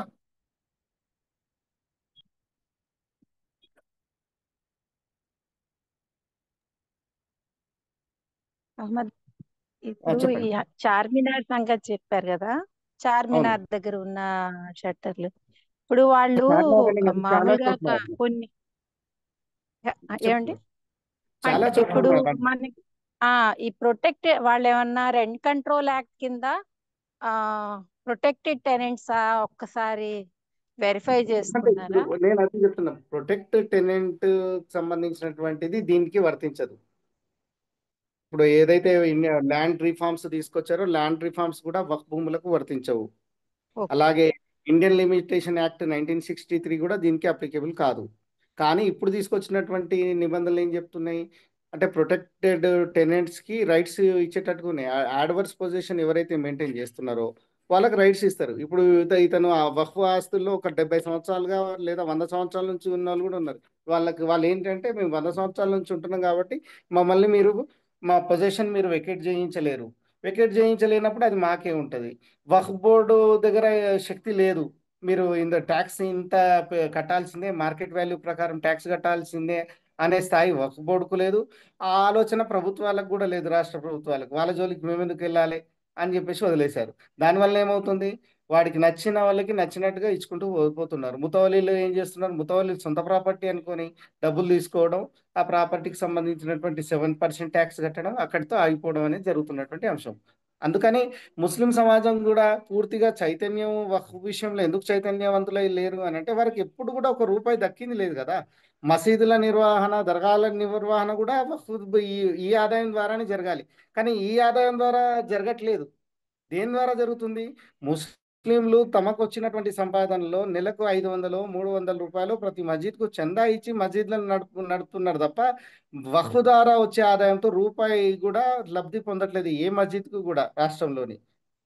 అది మనం అర్థం చేసుకోవాల్సిన విషయం. అంటే ప్రభుత్వమే కొంతమంది ముల్లాలకు జీతం ఇస్తుందని చెప్పారు కదా, బ్రాహ్మణులకు ఇచ్చినట్టు, పంతులకు ప్రభుత్వం ఇచ్చినట్టు. ఎక్కడ కూడా ఇక్కడ మీకు ఒక విషయం చెప్తా. తెలంగాణ ఇక్కడ ప్రభుత్వం ఎస్ నేను చెప్తాను. ప్రభుత్వము మసీదులకు 5,000 రూపాయలు ఎవరైతే నమాజ్ చేస్తారో వాళ్ళకి ఇస్తుంది. అట్లాగే దేవాదాయ శాఖలో కూడా ధూపదీప నైవేద్య పథకం అనే ఒకటి ప్రవేశపెట్టారు. ఏ గుడి కూడా దీప నైవేద్యాలు లేకుండా పోసిపోవడానికి వీల్లేదు. ఏ మసీద్ కూడా విరాన్ అంటే నమాజులు లేకుండా చేయకుండా ఉండడానికి వీల్లేదు.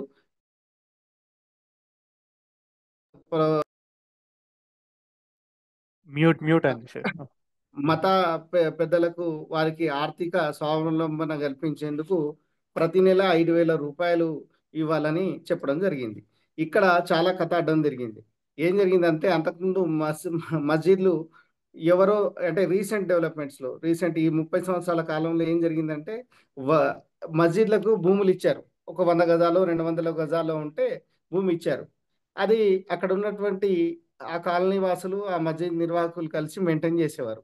ఎప్పుడైతే ఈ 5,000 నిబంధనలు తీసుకొచ్చి పెట్టారో 5,000 వస్తాయట వక్ఫ్ బోర్డులో రిజిస్ట్రేషన్ చేసుకుంటే మనకంటే వీళ్ళందరూ వెళ్ళేసి వక్ఫ్ బోర్డులో డాక్యుమెంట్స్ ఇచ్చేసి వక్ఫ్ బోర్డుకి ఇచ్చేసారు ప్రాపర్టీ. అంతకుముందు వక్ఫ్ లేవు, అవి ఓన్లీ మస్జిద్ ఉండేది, మస్జిద్ కమిటీ ద్వారా జరిగేది. మరి ఇప్పుడు వక్ఫ్ ఇవ్వడం వల్ల జరిగిన నష్టం ఏంటి అంటే ఉన్నది పోగొట్టుకున్నట్టయింది. అప్పటి వరకన్నా ఆస్తి ఆ కాలనీ వాసులది ఉండేది. ఈ 5,000కి ఆశపడి ఏం చేశారు, వక్ఫ్కు అప్పచెప్పారు. వక్ఫ్ అప్పచెప్పడం వల్ల ఏమైంది, ఇప్పుడు తీసుకొచ్చి సమస్యను మరింత జటిలం చేసుకున్నారు. అంటే పాత పూర్వీకుల నుంచి వచ్చినటువంటి మసీదుల భూములకే దిక్కు దివానా లేకుండా చేసి కుట్ర చేస్తున్నప్పుడు ఇప్పుడు కొత్త మసీదులు కూడా వీళ్ళు వక్ఫ్ బోర్డులో నమోదు చేయడం వల్ల వీటి రక్షణ కూడా ఇప్పుడు డిస్ప్యూట్లో పడింది. ఎట్లా డిస్ప్యూట్లో పడిందో మీకు ఉదాహరణ చెప్తా. ఒక మస్జిద్ ఉంటుంది, అది ఒక 250 గజాలు 300 గజాల్లో ఉంది. సరే, పక్క గవర్నమెంట్ ల్యాండ్ ఉంది ఒక 100 గజాలు. వీళ్ళు ఏం చేశారు, 250 + 100 కలిపి బౌండరీ వేసుకున్నారు. ఉన్నది ఇప్పుడు ఎవరికో మండుతుంది అక్కడ, బీజేపీ నాయకులకు. వాళ్ళు చేసే పని అది కాబట్టి విచారణ తవ్వుతారు. తవి ఏం చేస్తారంటే వీళ్ళకు వక్ఫ్ బోర్డుకు వీళ్ళు 250 గజాలు ఇచ్చారు, కానీ వీళ్ళ భూమి 400 ఉంది, ఇది ఇర్రెగ్యులర్, ఇది ఈ పాటను తొలగించాలని చెప్పి ధర్నా కూర్చుంటారు. జరిగేదేంటి అంటే వక్ఫ్ బై యూజర్ నిబంధనలు తీసేశారు కదా. అంటే ఏదైతే మందిరం ఉంటుందో అది మొత్తం వక్ఫ్ అనే కాన్సెప్ట్ ఏదైతే ఉందో అది తీయడం ఏం జరుగుతుంది, ఇప్పుడు ఆ 150 గజాలు భూమిని వదులుకోవాలి. అదే వక్ఫ్ భూమి కాకుండా మామూలుగా కాలనీ వాసులతోటి మెయింటైన్ చేయబడి ఉంటే ఏం జరిగేది, ఆ 150 గజాల్లో వీళ్ళు కొనుక్కోవడం లేకపోతే ఏదో డిస్ప్యూట్ను సాల్వ్ చేసుకుంటారు. ఇప్పుడు ఇటు డిస్ప్యూట్ను సాల్వ్ చేసుకోలేరు, మస్జిద్ల కాడ గొడవలు స్టార్ట్ అవుతాయి. ఒక్క మస్జిద్ అని కాదు, వాళ్ళ అంతర్గత సమావేశంలో ఏం చెప్తున్నారు అంటే తవ్వితే అన్ని బాబ్రీ మస్జిద్లే అంటారు వాళ్ళు. అంత దుర్మార్గమైనటువంటి కామెంట్స్ వాళ్ళ నుండి వినిపిస్తున్నటువంటి సందర్భం మనకుంది. అది అర్థం చేసుకోవాలి. అంటే దేశవ్యాప్తంగా ఏ రకంగా అల్లర్లు సృష్టించబోతున్నారు అనేది మనం ఇక్కడ గమనించాలి. మహమ్మద్ గారు, ఇప్పుడు చెప్పండి. చర్చలో వచ్చిన ఈ చాలా పహల్గామ్ పాయింట్లు ఆ గురించి అది డ్రాఫ్ట్ మనం ప్రిడిక్షన్ నేను చెప్పలేను. నెక్స్ట్ చెప్పండి. ఇప్పుడు మీరు చెప్పిన ఈ డిస్కషన్ లో వచ్చిన చాలా పాయింట్స్ మనకు ఆ డ్రాఫ్ట్ ప్యాంప్లెట్ లో రాలేదు. కొంచెం ఇవన్నీ కూడా యాడ్ చేస్తే బాగుంటది. కొన్ని రాలేవు కదా, ఇప్పుడు చెప్పింది రాలేదు, లేటెస్ట్ ఈ రాలేదు. పాయింట్లు అన్ని రాలేదు. లాస్ట్ 10-15 మినిట్స్ చెప్పిన అన్ని కూడా మీరు యాడ్ చేస్తే మీరు బాగుంటది. వైజాగ్ ది మాత్రమే చదివినట్టున్నారు. నేను 5 పేజెస్ డ్రాఫ్ట్ ఇచ్చిన, వైజాగ్ దాంట్లో ఆ, ఓన్లీ 2 పేజెస్ ఇచ్చారు వాళ్ళు. ఓకే దాంట్లో అన్ని కవర్ అయినాయి అనుకుంటా, ఒకటి రెండు మిస్ అయినట్టున్నాయి. మీకు అవి కూడా యాడ్ ఓకే చేస్తాను. ఓకే పహల్గామ్ అది మనం ప్రిడిక్షన్, దాని గురించి నేను చెప్పలేను.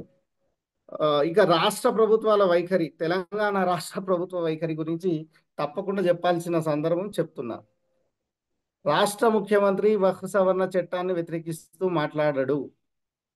రాష్ట్ర మంత్రులు మాట్లాడడం లేదు, ఎమ్మెల్యేలు మాట్లాడడం లేదు, ఎంపీలు మాట్లాడడం లేదు. మాట్లాడడమే కాదు, రాష్ట్ర ప్రభుత్వం తరఫున మన సుప్రీంకోర్టులో వీళ్ళు ఇంప్లీడ్ కూడా కాలేదు కేసులో. ఏం చేశారు అని అంటే, షబీర్ అలీని ప్రైవేట్ వ్యక్తిగా పంపించి ఇంప్లీడ్ చేయించారు. ఆయన ఏమని స్టేట్మెంట్ ఇస్తారంటే, షబీర్ అలీ రాహుల్ గాంధీ ముఖ్యమంత్రి రేవంత్ రెడ్డి ఆదేశాలతోటి నేను ఇంప్లీడ్ అయ్యాను అని ప్రకటించుకున్నారు. అసలు ఇంత సిగ్గు లేకుండా ఎట్లా ప్రకటించాడో అర్థం కాలేదు. మమతా బెనర్జీ, స్టాలిన్ లాంటి వాళ్ళు డైరెక్ట్ ప్రభుత్వం తరఫున ఇది రాష్ట్ర ప్రభుత్వాల హక్కుల పైన దాడి, రాష్ట్ర ప్రభుత్వాల రాష్ట్ర అంశాల మీద అంటే స్టేట్ సబ్జెక్ట్ మీద దాడి జరుగుతుంది అని చెప్పేసి వాళ్ళు కోర్టుకు వెళ్తే, వీళ్ళు ఒక ప్రైవేట్ వ్యక్తి, ఒక షబీర్ అలీ అనే వ్యక్తి ఒక ప్రైవేట్ పిటిషనర్ గా అందులో పార్టిసిపేషన్ చేశారు. అంటే మనకు ముస్లిం మైనార్టీల పట్ల రాష్ట్ర ప్రభుత్వానికి, తెలంగాణ రాష్ట్ర ప్రభుత్వానికి ఉన్నటువంటి చిత్తశుద్ధి ఏంటో మీకు తెలియజేస్తా ఉన్నా. ఒక్క మంత్రి కూడా మాట్లాడలేదు ఎక్కడ కూడా. పైగా వక్ఫ్ పైన వీటి పైన మాట్లాడే మాలాంటి వాళ్ళపైన కూడా కేసులు పెట్టడానికి కూడా వీళ్ళు వెనకాడతారు. నా మీద ఆల్రెడీ నిన్న మన 23వ తారీఖు నాడు కేసు పెట్టారు నా మీద. దుష్ప్రచారం చేస్తున్నారు, మతపరమైన అంశాలు రెచ్చగొడుతున్నారు అని చెప్పేసి నా మీద 153 అండ్ 299 కేసులు రిజిస్టర్ చేశారు. రాష్ట్ర ప్రభుత్వానికి ఉన్నటువంటి చిత్తశుద్ధి ఏ పార్టీదో మనకు దీన్ని బట్టి అర్థం చేసుకోవచ్చు. కేంద్ర ప్రభుత్వం ఏదైతే రాష్ట్రంలో ప్రజాస్వామ్యం 6 హక్కులలో 6 గ్యారంటీలలో 7వ గ్యారంటీ మా ప్రభుత్వాన్ని అని చెప్పడం, పార్లమెంట్లో మేము వక్ఫ్ చట్టాన్ని వ్యతిరేకిస్తున్నామని చెప్పినటువంటి ప్రభుత్వం ఈ రకంగా దుర్మార్గమైనటువంటి పోలీస్ కేసులు ఎందుకు పెడుతున్నట్టు? ఒక రీసెంట్ గా ఒక గైడ్ లైన్స్ స్టార్ట్ చేశారు, 3 పేజీల గైడ్ లైన్స్. మొత్తం మీరు ఏది ప్రభుత్వానికి వ్యతిరేకంగా మాట్లాడినా, ఏదైతే హైదరాబాద్ సెంట్రల్ యూనివర్సిటీలో జరిగినటువంటి పరిణామాలను లెక్కలకు తీసుకొని కన్సిడర్ చేస్తూ వక్ఫ్ నిబంధనలు కూడా అందులో చేర్చారు. వక్ఫ్ గురించి కానివ్వండి, పహల్గామ్ గురించి మీరు ఏ కామెంట్ పెట్టినా బీజేపీ వాళ్ళు వెళ్ళి కంప్లైంట్ ఇవ్వగానే చాలు మీద కేసులు నమోదు చేస్తున్నారు. తెలంగాణ ప్రభుత్వము చాప కింద నీరులా చాలా పకడ్బందీగా కేసులు నమోదు చేస్తున్నారు. ఈ విషయాన్ని మీరు గమనించాలి. ఆంధ్రప్రదేశ్ రాష్ట్రంలో పోలీసు చర్యలు ఎట్లున్నాయో నాకు తెలియదు, కానీ తెలంగాణలో మట్టుకు ఆందోళనకారుల పైన చాలా బలంగా నిఘా పెట్టి ఉంచారు. నెక్స్ట్. మీరు వక్ఫ్ వల్ల ఒక పైసా లాభం లేదు ముస్లింలకు అని చెప్పారు. లాభం కాకపోగా లాభం లేదు అనలేదు, లాభం జరగలేదు అన్నాను. జరగలేదు, లాభం కూడా లేదు. అది జరగలేదు కాబట్టి ముస్లింలకు చైతన్యం లేకుండా పోయింది అని అదే చెప్పాను. లాభం లేకపోగా ఎవరైనా చనిపోతే అట్లీస్ట్ హైదరాబాద్ లాంటి సిటీలో ఒక 20-25 వేలు లేని మనకి స్థలం దొరకట్లేదు కబ్రస్థాన్లలో. మినిమం 30,000. లాభం కాకుండా జేబులోకి వెళ్ళి పైసలు పోతున్నాయి ఇక్కడ. అది ఎవరికి లాభం జరుగుతుందో తెలియదు. ఆ 20,000 ఎవరు తీసుకుంటాడో ఏమో తెలియదు. అది ఏదో వీళ్ళు టెన్షన్ ఉంటారు కాబట్టి ఏదో ఇచ్చేసి ఆ కార్యక్రమం కానిచ్చేస్తారు. అవును, జరుగుతుంది, ఒప్పుకుంటాను నేను. ఆంధ్రప్రదేశ్లో కూడా ఇంచుమించుగా అదే పరిస్థితి. జాయింట్ పార్లమెంటరీ కమిటీలో మాత్రం టీడీపీ కొన్ని సవరణల కోసం అడిగింది. అయితే ఆ ఇంప్లీడ్ కాల ఆంధ్రప్రదేశ్ ప్రభుత్వం కూడా సుప్రీంకోర్టులో ఇంప్లీడ్ కావడం అనేటువంటిది జరగలేదు. వైఎస్ఆర్సీపీ వాళ్ళు ఇంప్లీడ్ అయ్యారు. వైఎస్ఆర్సీపీ ఇంప్లీడ్ అయ్యారు. అన్ని చోట్ల రాష్ట్ర ప్రభుత్వాలు కూడా ఇంప్లీడ్ అయ్యాయి. కొన్ని చోట్ల ఫేవర్ గా ఇంప్లీడ్ అయ్యాయి, కొన్ని వ్యతిరేకంగా కూడా ఇంప్లీడ్ అయ్యాయి. అయితే ప్రధానంగా ఇక్కడ తెలంగాణ రాష్ట్రంలో మైనార్టీ ఓటు బ్యాంకులతోటి గదినెక్కినటువంటి ఈ కాంగ్రెస్ ప్రభుత్వం ఏదైతే ఉందో, అసెంబ్లీ ఎన్నికల్లో కూడా మైనార్టీలకు ఎక్కడ కూడా సీట్లు ఇవ్వలేదు. ఒక షబీర్ అలీకి మన నిజామాబాద్ లో ఇవ్వడం, మిగిలిన ఓడిపోయే స్థానాలు ఏవైతే ఓల్డ్ సిటీలో అవి ఎట్లా ఓడిపోతారు కాబట్టి అక్కడ 7 మైనార్టీలకు 7-8 మందికి మైనార్టీలకు ఇచ్చారు. అంటే ఒక 10 సీట్లు ఇచ్చామని చెప్పుకున్నారు, కానీ అవి ఏవి కూడా